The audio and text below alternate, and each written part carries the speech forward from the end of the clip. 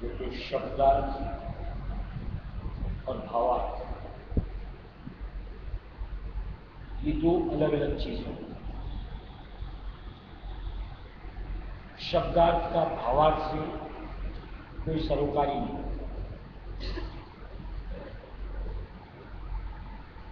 और भावार्थ तक कोई भी अपनी पहुंच तभी बना पाता है जबकि उसके मर्म के वाकिफ से किसी आप व्यक्ति विशेष से जुड़ करके उस भेद को हासिल करता है।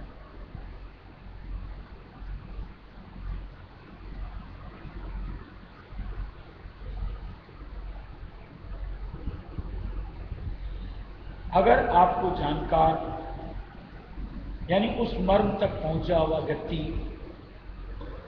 नहीं मिलता, तब तक निश्चित तौर से जिसकी अपनी अपनी समझ सोच उस अनुरूप अपने हिसाब से लोग अर्थ निकालते हैं और वो कतई उचित नहीं होती, खास करके परमार्थ के मामले में।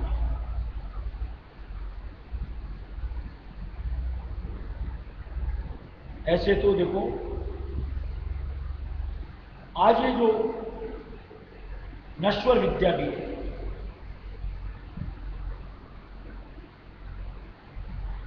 इतनी इतनी पुस्तकें बनी हुई हैं,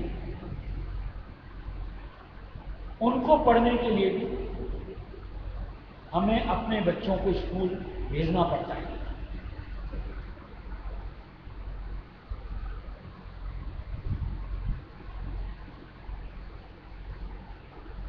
ऐसा नहीं कि घर बैठे उनको पलट लो और वो ज्ञान आपके अंदर समाहित हो जाए।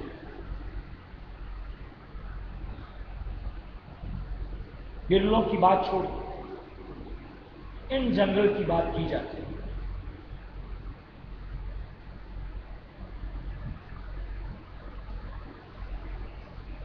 अगर इन्हीं युगों पोथियों में यानी इस भौतिक विद्या का जो एक ग्रंथ यहां रहे, जिनको हम किताबें कहते हैं, अगर इन्हीं से ज्ञान लिया जा सकता होता, देखो न तो स्कूलें खुलती और न ही वहां पर टीचर नियुक्त किए जाते।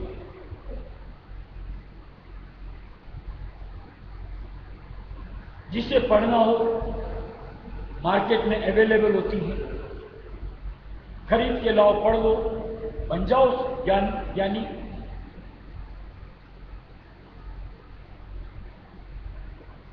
बल्कि आज तो इस तरीके के हालात हो गए कि बच्चों को स्कूल से भी संतुष्टि नहीं होती।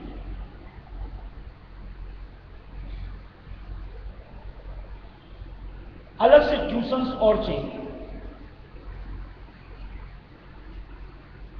क्यों?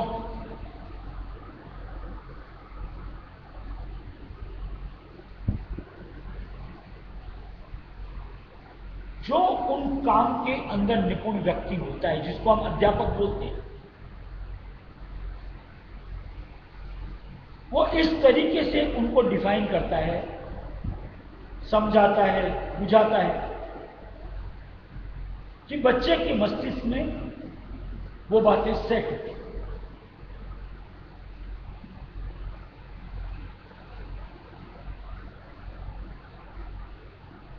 उन्हीं बातों को मान लो कोई पढ़ रहा होता है, भाषा तो हिंदी अंग्रेजी, क्या पढ़ करके उसका भाव ले सकता है?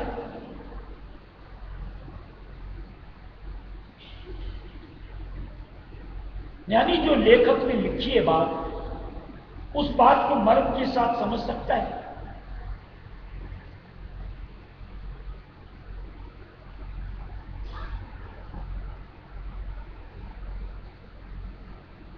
थोड़े से अपन समझेंगे तो हर बात समझ में क्लियर आ सकती है। जैसे मान लो डॉक्टरी की किताबें होती हैं, चाहे एलएलबी की होती हैं, कोई भी क्षेत्र की होती हो, बगैर क्लास ज्वाइन किए बगैर क्या आप डॉक्टर की डिग्री को हासिल कर सकते हो? या यूं को आप एलएलबी के टाइटल को हासिल कर सकते हो, यानी लॉयर बन सकते हो?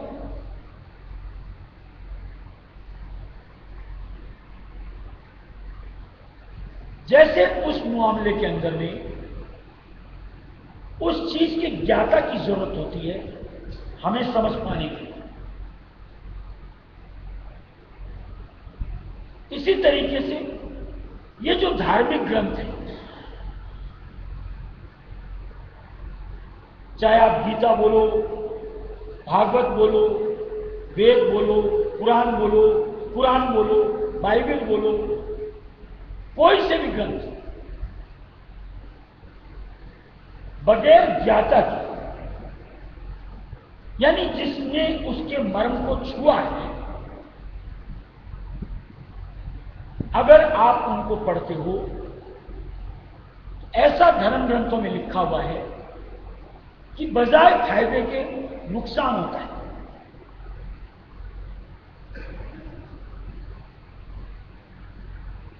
मैं नहीं कह रहा, उन्हीं ग्रंथों में लिखा हुआ है।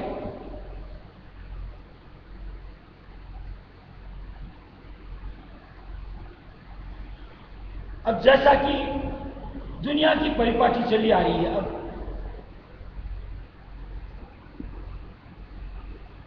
जिसको देखो कोई ग्रंथ लेता है, सुबह उठा के 4 पन्ने पलटते हैं, बोले क्या कर रहे हो? पाठ कर रहा हूं।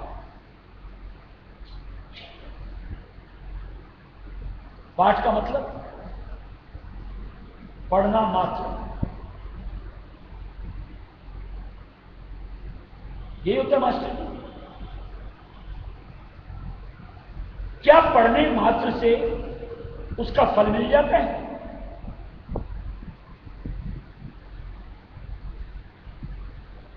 सबसे पहली बात तो, जिस वक्त आप इन ग्रंथों को अध्ययन करते हो, पूरी तवज्जो आपकी उसके अंदर होनी चाहिए। जो कि देखने में आता है नहीं होती, नदारद रहती।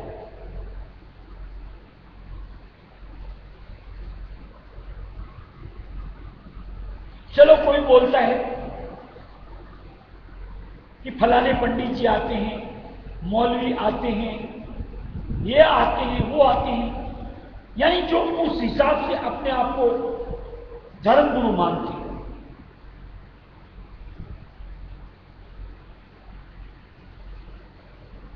कभी आप उनसे 4 बात पूछो,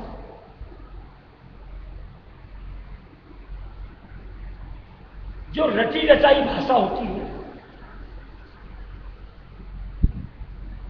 सिर्फ उतना उल्लेख वो करते हैं जहां आप कोई तह तक की बात पूछोगे, जुबान बंद हो जाती है, उनके पास कोई जवाब नहीं होता।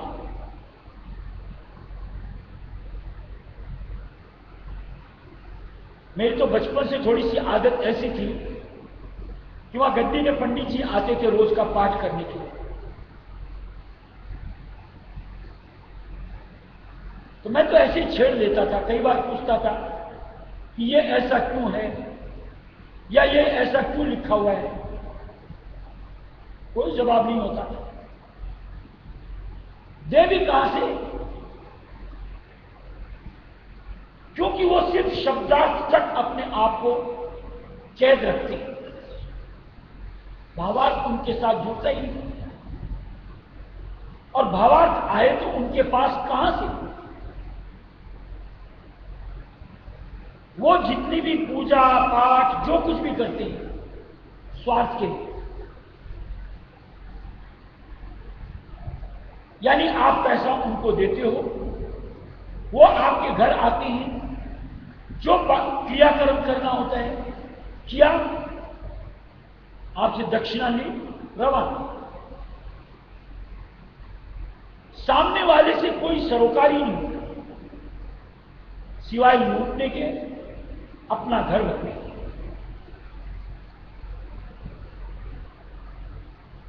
मैं कुछ एक बातें जैसे बतौर उदाहरण बताता हूं। ये लोग जो पंडित बनते हैं, आकर के बोलते हैं आपके फला दशा है, आपके राहु केतु उल्टे चल रहे हैं, शनि की दशा लग गई। आप बातें हैं कि या फिर सबसे बड़का भय दिखाते हैं कि बस आपके सिर पे मौत मंडराती है। किसी को ऐसी ऐसी बातें बोल दो, अंतर से घबराहट तो होती है। पंडित जी बताइए रास्ता क्या करना है, ये दान करो, ये पुण्य करो, ये यज्ञ कराओ, ये हवन कराओ, ये पूजा बैठाओ। और इन सब के दरमियान जो भेंट पूजा देनी होती है, किसे दें? मेरी झोली करो। कड़वी बातें लेकिन सच्चाई है। फिर जैसे कई लोग बताते हैं महामृत्युंजय का पाठ करो, यही बोलते हैं तुम्हारे सिर से मौत हट जाएगी। सुनना बेटा अच्छी तरह, आज तक कोई एक भी प्राणी बताओ आपने कभी देखा हो तो जिसने मृत्यु के ऊपर में जीत हासिल करी?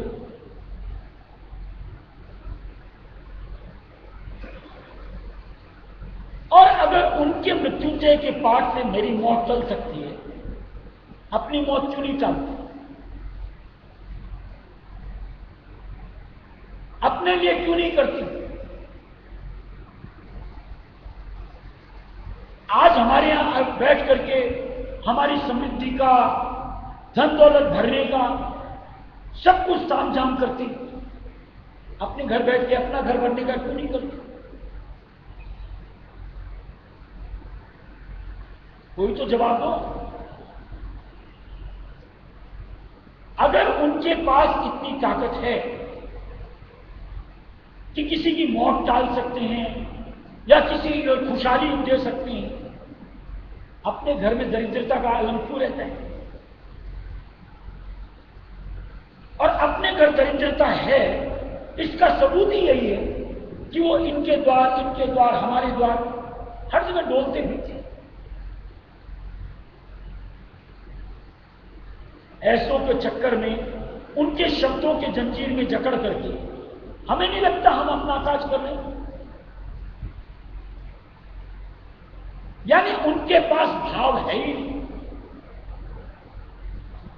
यानी कोई एक श्लोक बोलो, मंत्र बोलो, उसकी गूढ़ता से वो ना वाकिफ खुद होते, सामने वाले को क्या बताएं?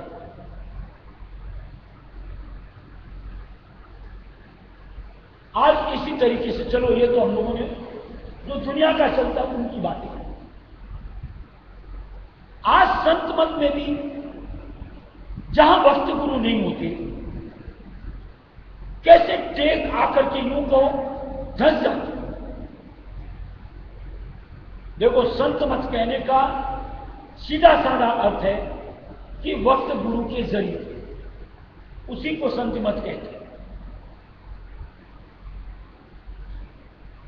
जहां वक्त गुरु जिस किसी भी युग को पंथ में नहीं रहे, वहां वो पंथ बंद। चाहे आज कबीर साहब का बोलो, नानक साहब का बोलो, पलटू साहब का बोलो, यानी जितने भी गुजश्ता हो गए, और आज अगर वहां गुरु गद्दी पे कोई नहीं है तो निश्चित तौर से साफ देख लो कि किस तरीके से जीव टेकों में बंध गए, उलझ गए और वहीं ठिठक गए। यहां तक कि अपने रहस्य मत में, जैसे मान लो आज आगरा से अपने रहस्य मत की उत्पत्ति, यानी वहां से शुरुआत मालिक ने चरण कमल धार करके की। बाबूजी महाराज के बाद जैसे आज वहां गुरु गद्दी पे कोई नहीं, देख लो वहां के हाल क्या है।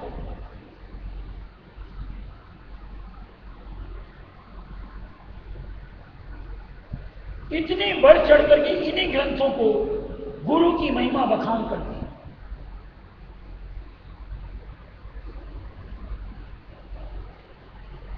रोज यही शब्द पढ़ते हैं, लेकिन गुरु की खोज के लिए हमें इस दरवाजे से बाहर नहीं निकलते, यानी भाव तक जाना ही नहीं। वही जो समाधि बना दी गई, बस टेक, बस जाओ मत्था टेक लो, ग्रंथ खोल लो, 4 शब्दों का पाठ कर लो, बोलते हैं सत्संग कर लो।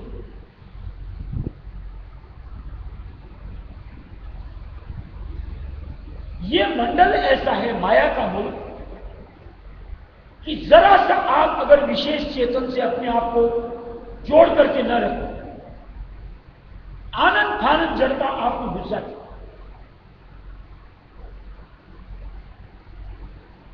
हम लोगों ने तो यहां तक देखी कि चेतन का संग होते हुए हम एक टेक में आ जाते। टेक में कहने का मतलब, जैसे कुछ एक उदाहरण बता रहा हूं। अपन लोग जैसे सुबह की सत्संग में विनती शुरू करते हैं, राधा स्वामी नाम योगा वे सोई जगह। आज मान लो बड़े महाराज मौजूद थे, निश्चित तौर से चेतन सत्ता थी। किसी दिन अगर उस विनती की जगह कोई दूसरी प्रार्थना उठा ली, ऐसे टोक देते थे, महाराज ये नहीं, ये वाली क्या है ये। और जब मान लो चेतन सत्ता होती, वहां तो सीधे सीधे बंदे बन जा। ऐसे भी देखो, जहां आप सत्संग शब्द का इस्तेमाल करते हो, इसमें 2 शब्द होते हैं, यानी संधि विच्छेद करो, सत्य संग। अगर आप सत्य का संग कर रहे हो तो सत्संग है, नहीं तो कुसंग है। जिसके लिए महाराज ने नई वाणियों में एक भजन बनाया है कि सत्संग साची सतगुरु को ही संग छे, साच पूछो तो और सभी कुसंग छे। सुना हुआ होगा भजन कि अगर आप सतगुरु का संग कर रहे हो तो सत्संग है, अन्यथा वो ठौर कुसंग में शामिल है।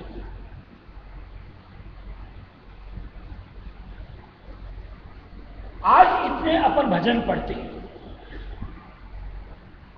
चाहे आप कितने भी कैसेट सुन लो, अगर हम अपने गुरु की सानिध्यता में पूरी चित्त देकर के उन वचनों को सुनते हैं, सार ही सार, अगर हकीकत पूछो, एक भजन कोई सा भी आप ले लो और अपने आप को बस उस भजन में अपने आप को जोड़ो, एक भजन आपका मुक्ति उद्धार करा सकते हैं। इतने ग्रंथों की जरूरत है, लेकिन पूरी तवज्जो और पूरी अंतर्मन की दृढ़ता, उस अनुरूप अपने आप को बनाने की मन में ठाननी पड़े। निर्वाह मालिक करता है, साथ हमारे गुरु देते हैं। जहां कोई सहाय नहीं होगा, यानी कोई साथ देने वाला ही नहीं होगा, अपने आप को आप निराकार मालिक रहस्य विद्याल से कनेक्ट ही नहीं कर पाते। ऐसे में आप सिर्फ और सिर्फ शब्दों तक सीमित हो जाते हैं। अब जैसे ये जो शब्दार्थ भावार्थ की जो बात कर रहे हैं, जैसे कई वचन में, भजन में कई एक जगह कई एक चीजें ऐसी आती हैं कि जहां उस शब्द के दो अर्थ होते हैं।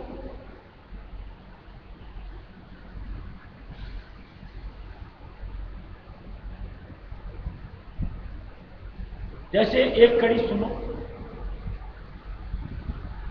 अपने कई ग्रंथों में लिखा हुआ है कि गुरु को आदेश करो। आदेश शब्द के दो अर्थ होते हैं। एक तो आप उनको हुक्म दो, उसको आदेश कहते हैं, और एक आदेश का तात्पर्य होता है कि उनके चरणों में अपने को वार करो। यानी यूं कहो, 3 अधीन पढ़ करके उनके शरणागत हो। अब इस भेद को अगर कोई बताने वाला न मिलेगा, जीव तो अपने हिसाब से सोचेगा। और मनीराम ये अपने सोच के हिसाब से कोई बात को पकड़ता है, यानी ठीक उल्टा अर्थ निकालता है, सीधे रास्ते नहीं जाता।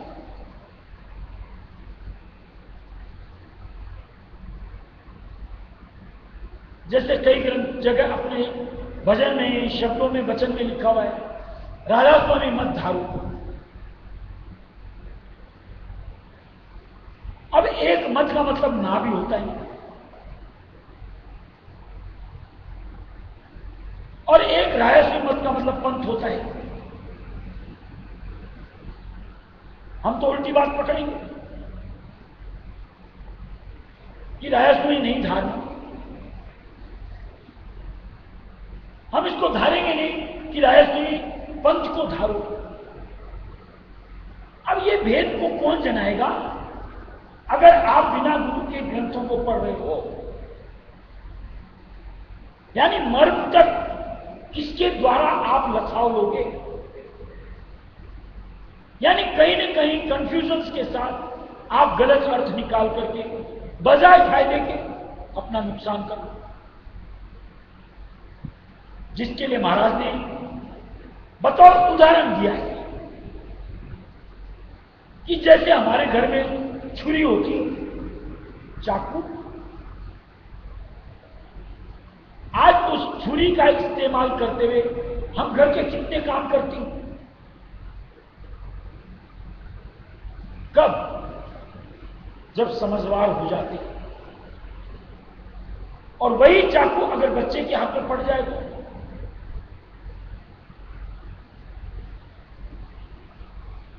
लहूलुहान कर लेगा अपने आप को या किसी और को। चीज तो वही है। यही रिजल्ट बिना गुरु के, बिना उनकी साधना के, बिना उनकी सानिध्यता ग्रंथों का हाल होता है। इसलिए मालिक ने दिया है कि सबसे पहले सत्संग तलाश करो, सत्संग से सार लो, तब कहीं जाकर के इन ग्रंथों में अपने माथे को लगाओ। कई ऐसे आते हैं अपने आश्रम में भी कि यहां का कोई ग्रंथ दे दो, पुस्तक दे दो, सत्संग ही नहीं सुनी, इन वाणियों को समझ लेगा, और वो भी संतों की वाणियों। एक एक शब्द में सार है, एक वचन कहो, एक भजन कहो, और भजन का एक वाक्य जो यूं को खाली तुकबंदी या निरर्थक दिया गया।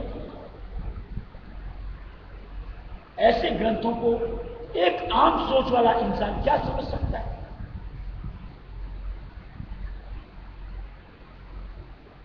इसलिए हर किसी को तो यह ग्रंथ देना ही नहीं चाहिए। जब तक कि सत्संग न सुने, कुछ बातें जो सटीक सत्संग में सुनने को मिलती है समझना, यानी अंतर से उस चीज की अभिलाषा नहीं, तब तक इन ग्रंथों में लेके क्या करेंगे? और ऐसा ही हाल होता है।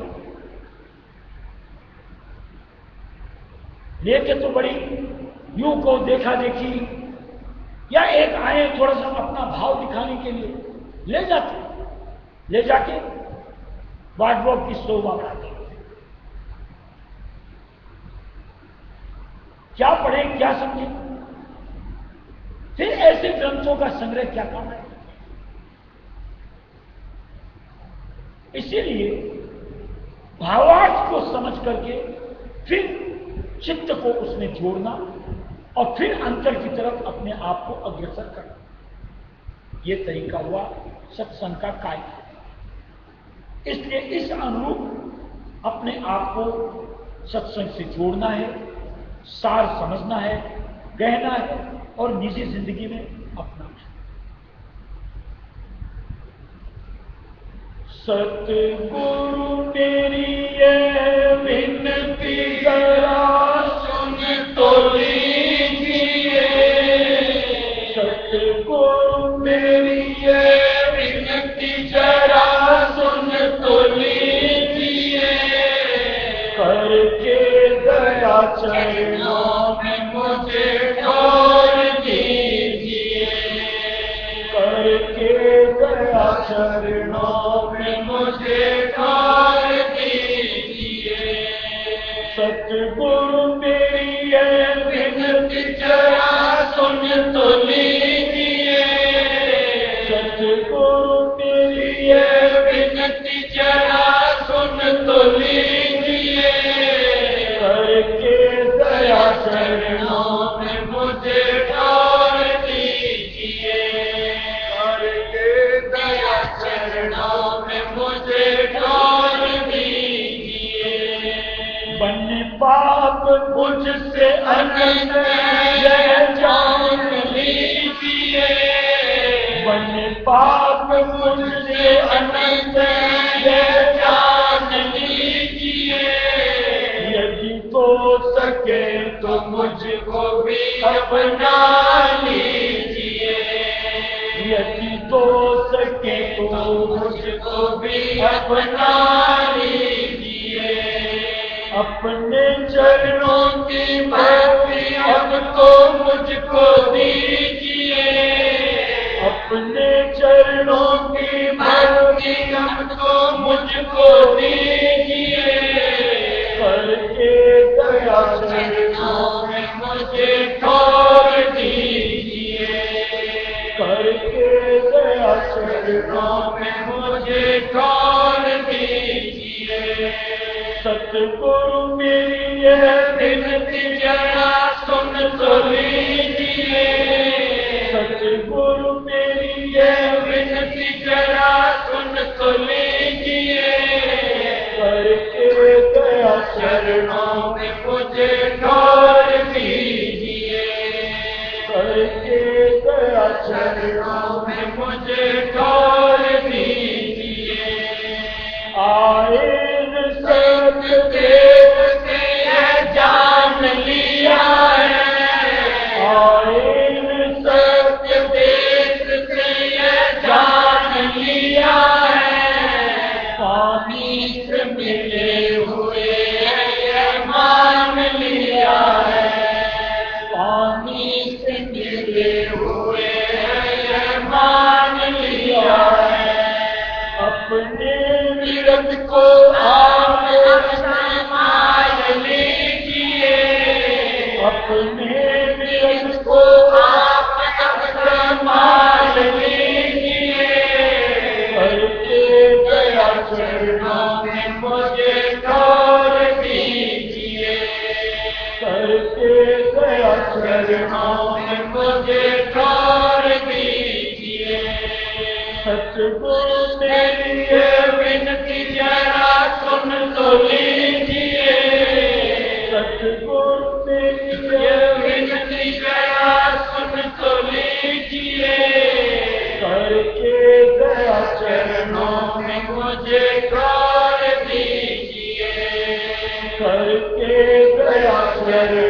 में मुझे ठोर दीजिए। अब बिल्कुल सके तो कहाँ जाएंगे, अब बिल्कुल सके तो कहाँ जाएंगे। रो रो के घर तेरी कुर्बान जाएंगे। रो रो के घर तेरी कुर्बान जाएंगे। राधा स्वामी जाल की है यह आन लीजिए। राधा स्वामी जाल की है यह आन लीजिए। करके गया चरणों में मुझे ठोर दीजिए।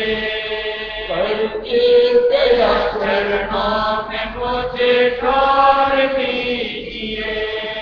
सतगुरु मेरी ये विनती जरा सुन तो लीजिए।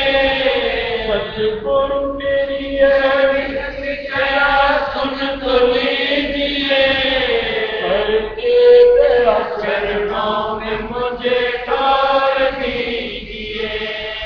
करके गया चरणों में मुझे ठोर दीजिए। देखो, सत्संग से समझ अगर अपन को आए तो सार बात है कि सत्संगी का सबसे सुरक्षित स्थान को मालिक की चरण शरण में अपने आप को टिकाना। जिसने अपना वास मालिक के चरणों में कर लिया निर्भीक हो सकता है।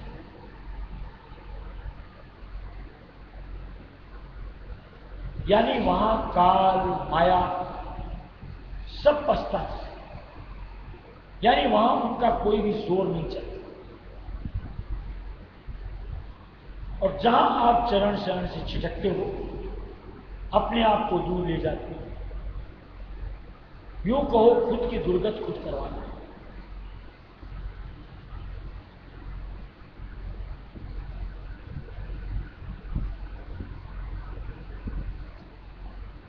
क्या चाह रहे हैं? शकुन अपने आप को बचाना निश्चित तौर से तरीका ही है। इसके अलावा और कोई चारा नहीं। जब तक कि मालिक के देश से हम दूर हैं,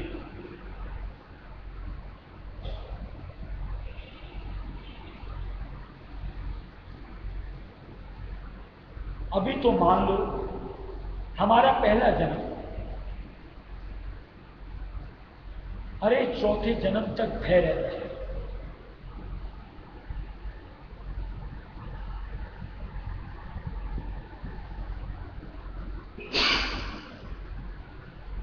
जरा सी चूक और उनको मौका, और वो कोई भी मौका हाथ से नहीं जाने पाता।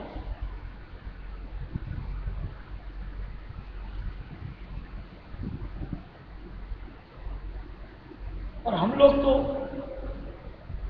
समझ अपनी अपनी है, सब स्वच्छंद है, ऐसी ऐसी हरकतें करती हैं। यानी जानबूझ करके शरण से दूर भागते,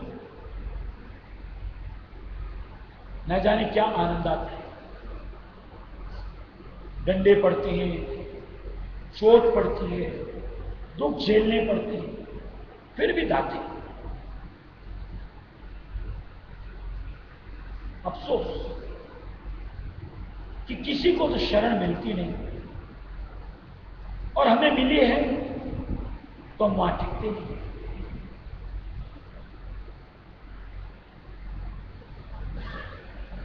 अजीब अजीब हरकतें होती हैं।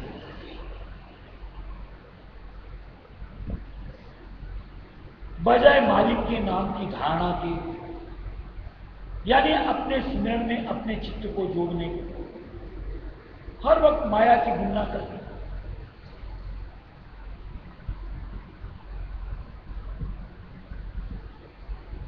अब थोड़ा विचार करो यार कि आज इसका साथ जो माया मालिक से भूले बिसरे उनको चाहिए।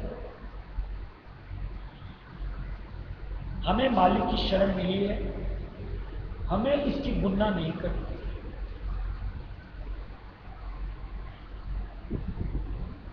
हमको यहां के भोगों के लिए आतुर नहीं होना। हमें तो मालिक के साथ के भोग चाहिए, यानी निज चरण की सेवा, प्रसाद, चरणामृत, अंतर में मालिक का साथ, इनकी कल्पना बननी चाहिए, न कि दुनिया के भोगों की गुणगान करते रहे। ये कुछ चीजें ऐसी हैं कि जहां हमको अपने ऊपर सत्संग से समझ लेकर के कंट्रोल करना है। अगर भावार्थ समझ में आ रहा है तो बचने का एक ही तरीका है, और जहां आप फॉलो नहीं करते हो, बचाव निश्चित तौर से उस सूरत में नहीं होता। जैसे आपने रामायण पढ़ी है या सुनी, लक्ष्मण रेखा सुनिए ना, क्या कहा गया था कि इसको उल्लंघन करके बाहर मत जाना। जहां बाहर गए, रावण ने सीता जी का हरण कर लिया। यही हुआ था ना। इसी तरीके से मालिक हमारे लिए मर्यादा सीमा यूं को अंकित करती है।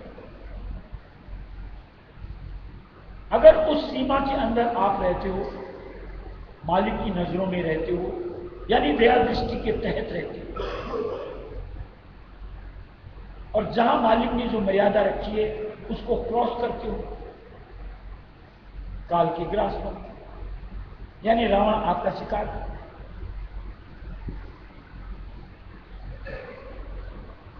क्या फायदा?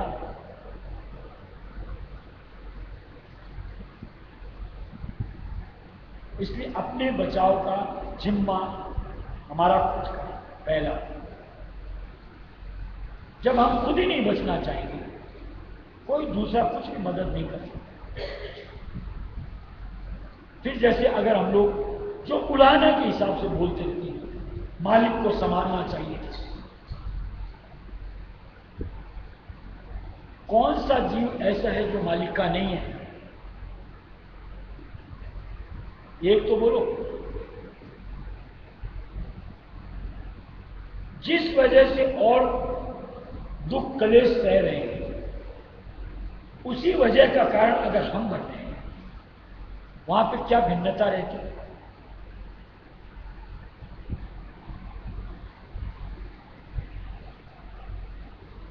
वहां फिर मालिक की मदद कौन से जरिए से जाएगी? इसलिए कहीं न कहीं अपने लिए सोच, एक सीमा बनानी चाहिए, और उसी के अंदर अपने आप को मर्यादित करना चाहिए। तभी बचाव होता है, और तभी मालिक की संभाल, मेहर, दया हम हासिल कर सकते हैं। राधा